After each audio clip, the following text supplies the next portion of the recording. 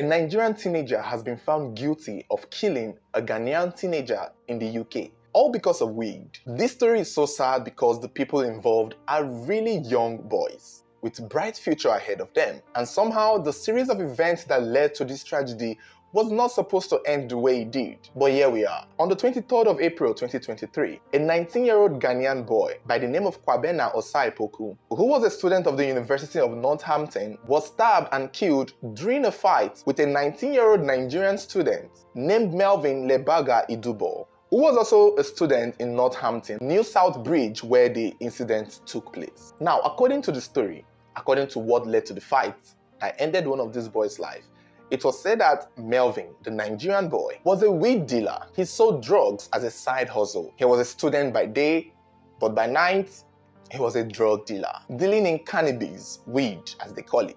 And apparently, these weed dealers are believed to have their spots. And Melvin's spot was somewhere around the New South Bridge in Northampton. So by night, after a long day of class, Melvin goes to his spot where he sells this cannabis, this weed to his clients, to his customers, to the people who purchases from him.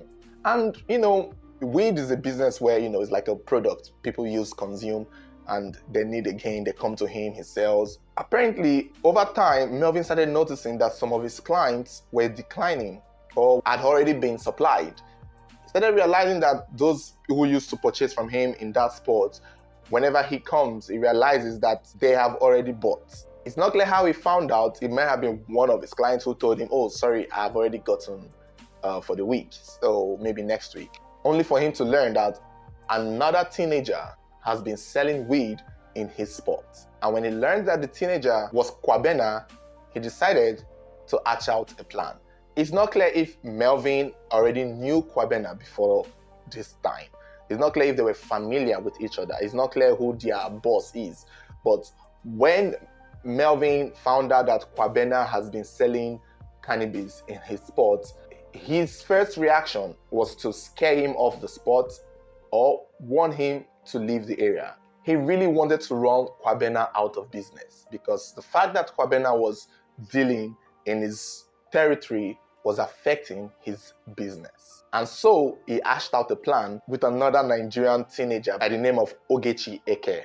The plan was to lure Kwabena and warn him, scare him off, threaten him, make him afraid of selling in that territory, and also running him out of business. So what they did was that they caught Kwabena and acted like they needed supply of weed.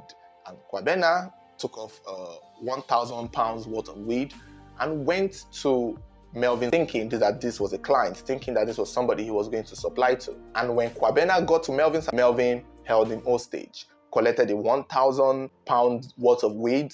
But in the presence of Ogechi there, it's as if the presence of them both pretty much was supposed to scare Kwabena. Melvin strictly gave warning to Kwabena, telling him to stop selling weed in their territory, informing him that the territory he was selling weed was his. And according to the article, an eyewitness who was there during this confrontation claimed that Melvin said these lines: "This is my strip.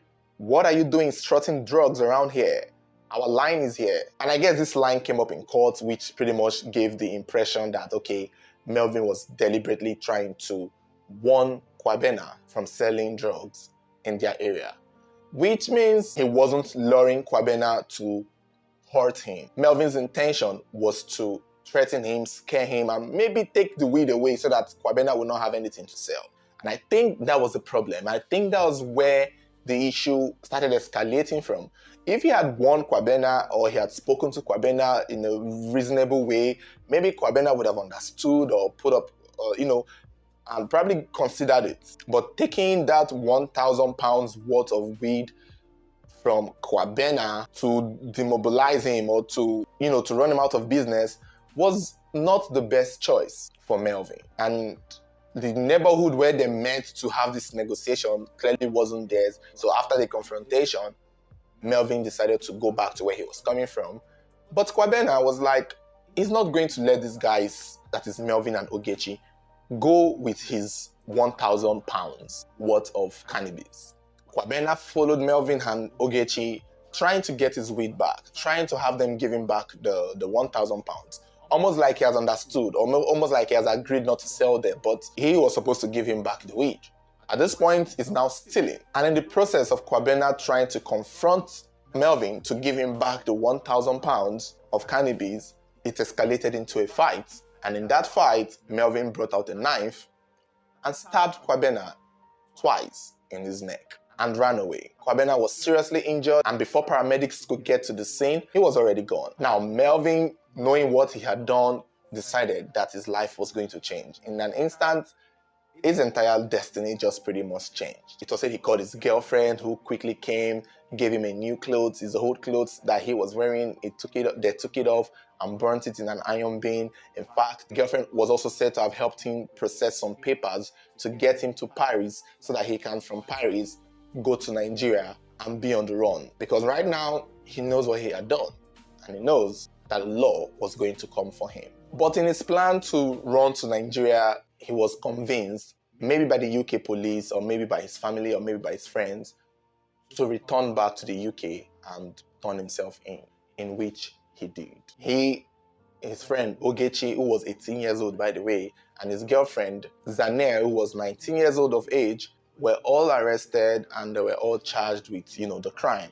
His girlfriend was charged with trying to obstruct justice and, aiding him into trying to escape. And for 6 weeks, the trial was held on his case. It was on the 22nd of November 2023 that he was found guilty of murder. Ogechi, the 18-year-old boy that was with him, was not found guilty of anything, so he was let go. His girlfriend Zane was also not found guilty of anything. Only Melvin and one other guy named Antonio that was found guilty of the death of Kwabena. The Antonio guy, it's not clear what his role was, but he may have been the one who had assisted Melvin in killing Kwabena. And it was also in his house that Melvin met Kwabena. But for the Antonio guy, I don't think his case, or I don't think he's going to get a tougher sentence. I guess he's just in association with what Melvin did, but the killing itself was done by Melvin and not Antonio. They'll be sentenced at different dates later on, maybe by next year in 2014 or by the end of the year in 2023. However, it's just unfortunate to see these young boys lose their life because of weed. How it seems like their education has been thrown into the trash bin. It's just unfortunate. We hear a lot about UK stabbing. It's almost like it's a common thing. Just the way in the US, it's gunshot, people getting killed. In the UK, it's like stabbing is the order of the day. And it's mostly amongst young people. 19-year-old, 18-year-old, 16-year-old, 20-year-old. It's a very sad and common thing that goes on there. And I don't know what is going to be done. Should I put a ban on knives? Like, what is going to happen? It's getting out of hand. And these young boys dealing with drugs, I don't even know what to say. It's almost like, what is this? What is happening? These boys are sent abroad for their studies, and somehow they get involved in this underground lifestyle that ruins them and pretty much takes away their future from them. It's unfortunate.